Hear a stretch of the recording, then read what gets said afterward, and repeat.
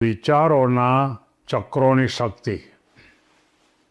આપણે સૌ જાણીએ છીએ કે કોઈ પણ મશીનરીની ભૂમિકાની અંદર કોઈ ચક્ર ફરતું હોય તો મશીનમાં શક્તિ ઉત્પન્ન થાય છે. અને આ ભૂમિકા ઉપર આપણે એક નાની એવી વાર્તા લેવી છે. આદિત્ય નામનો એક યુવાન એન્જિનિયર હતો અને એક બહુ મોટી તાતાની કોઈ ફેક્ટરીમાં એ પોતે કામ કરતો હતો. અને દરરોજ એ મોટી મોટી મશીનરીના ચક્રો ફરતા હોય અને એ ચક્રો જો બંધ થઈ જાય તો મશીન બંધ થઈ જાય, એટલે કે શક્તિ મળે નહીં. પણ જ્યાં સુધી ચક્રો ફરતા રહે ત્યાં સુધી એ શક્તિ મળે એ વારંવાર જોતો. એક વખત એ પોતાના જે મુખ્ય હેડ હતા એની પાસે જાય છે અને કહે છે કે આ ચક્રો ફરે છે માટે જ શક્તિ મળે છે, એ વાત સાચી છે? ત્યારે એ મુખ્ય એન્જિનિયર કહે છે કે વાત સાચી છે, કે જો આ મશીનમાં સારું મટીરિયલ નાખી, ઉત્તમ પ્રકારનું મટીરિયલ નાખીએ તો આપણને જે પરિણામ મળે એ પણ ઉત્તમ મળે. અને જો નબળા મટીરિયલ અંદર નાખીએ, ખરાબ મટીરિયલ નાખીએ તો આપણને ખરાબ વસ્તુ મળતી હોય છે. એ આપણો અનુભવ છે.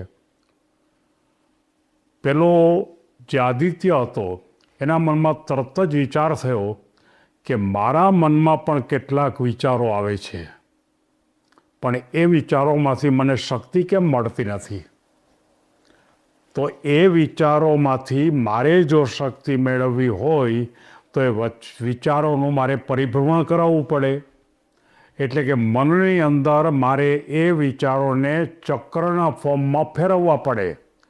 એટલે કે એકનો એક વિચાર તમે ચક્રના ફોર્મમાં જો ફેરવતા રહો તો આપણને શક્તિ મળવી જોઈએ, એવો એનો અર્થ હતો.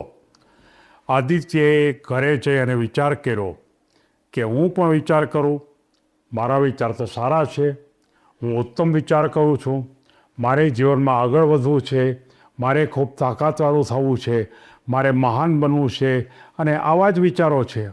અને એ વિચારોનો ચક્ર એણે શરૂ કર્યું, જેને આપણે એમ કહી શકાય કે વારંવાર એકનો એક વિચાર કરતા જ રહો એટલે ચક્ર ભ્રમણ કહી શકાય. અને એ રીતે દરરોજ 3-4 નવા સારા વિચારો મનમાં નાખી દે અને આખો દિવસ દરમિયાન એ વિચારોને સતત ભ્રમણ કરતો રહે. રાત્રે સૂતી વખતે પણ અનેક વખત એ ચક્રમાં, એટલે કે વિચારના ચક્રને ફેરવતો જ રહીએ. એટલે કે એકનો એક વિચાર અનેક વખત ફેરવે અને એ કારણસર એના પોતાની જે મનની તાકાત છે તાકાત પણ વધવા માંડી. સમય જતાં એને પોતાને પણ અનુભવ થયો કે મારા પોતાની મનની તાકાત વધી ગઈ છે. અને એની પાછળ માત્ર એક જ કારણ છે કે એણે સારા વિચારોનું ચક્ર લીધું. તમે જો આને આપણે વિરુદ્ધ રીતે વિચાર કરીએ કે આપણે ખરાબ વિચાર જો આપણે મનને આપી અને એ વિચારને જો આપણે ચક્રના રૂપમાં ફેરવીએ, એટલે કે વારંવાર એકનો એક ખરાબ વિચાર જો આપણે કરીએ તો પરિણામ મળે ચોક્કસ, પણ એ ખરાબ પરિણામ મળે. અને આ આદિત્યએ આ પ્રકારની ભૂમિકા ઉપર એને ખૂબ પ્રયાસ કર્યો અને એ પોતે ખરેખર એ જે કંપની હતી એ કંપનીમાં ધીમે ધીમે વિકાસ કરતાં એ મુખ્ય ઇજનેર તરીકેની જગ્યા ઉપર પહોંચી ગયો. મિત્રો, એક વાત હંમેશા સમજો કે આ એક મશીનરી અથવા મિકેનિકલ એન્જિનિયરની ભૂમિકા ઉપરની વાત થઈ. મિકેનિકલ એટલે કે યંત્રશાસ્ત્રની અંદર કોઈ પણ ચક્ર ફરે અને એ જ્યારે ચક્ર ફરે પછી લેથનું મશીન હોય કે મોટા મશીન હોય કે કદાચ નાનું મશીન હોય, પણ જ્યારે એનું ચક્ર જ્યારે ફરે છે ત્યારે જ એમાંથી શક્તિ રૂપાંતર થાય છે. તો પછી એના ઉપરથી આ જે આદિત્યએ જે નિર્ણય કર્યો કે આમાં મારા વિચારોનું ચક્ર ફેરવું, અને એણે ફેરવું. પોતાના વિચારો સારા હતા રોજ એ 3-4 સારા વિચારો નાખે, એક પછી એક રાત્રે એ વિચારને ફેરવવાની શરૂઆત કરે. ફેરવવાની શરૂઆત એટલે સતત રીતે વિચારોને વારંવાર બોલવા, અને એને કારણે જીવનમાં એ ખૂબ આગળ નીકળી ગયો.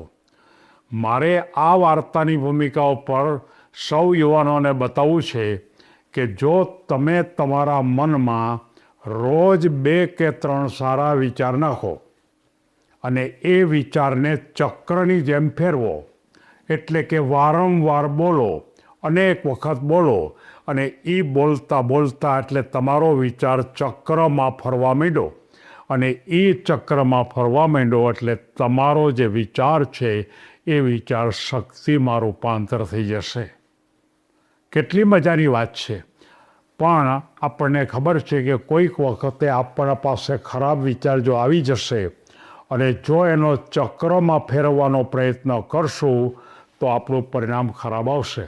દાખલા તરીકે હું એમ કહું કે હું બહુ મહેનત કરું છું છતાં પણ હું પરીક્ષામાં પાસ થતો નથી, વિચાર આવ્યો, અને એ વારંવાર એકનો એક વિચાર જો આવશે તો તમે પરીક્ષામાં પાસ નહીં થાવ.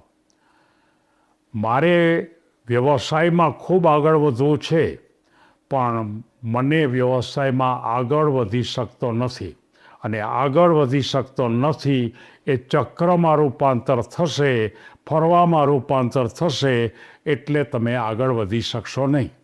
આનો એક જ ઉદ્દેશ છે કે તમે રોજ નવો સારો વિચાર નાખો. મારે જીવનમાં તાકાતવાળું બનવું છે, મારે મહાન બનવું છે, હું પરીક્ષામાં ઉત્તમ પરિણામ લાવીશ, મારી પોતાની તંદુરસ્તી ખૂબ સારી રાખીશ, હું અન્યને ખૂબ ઉપયોગી બનીશ.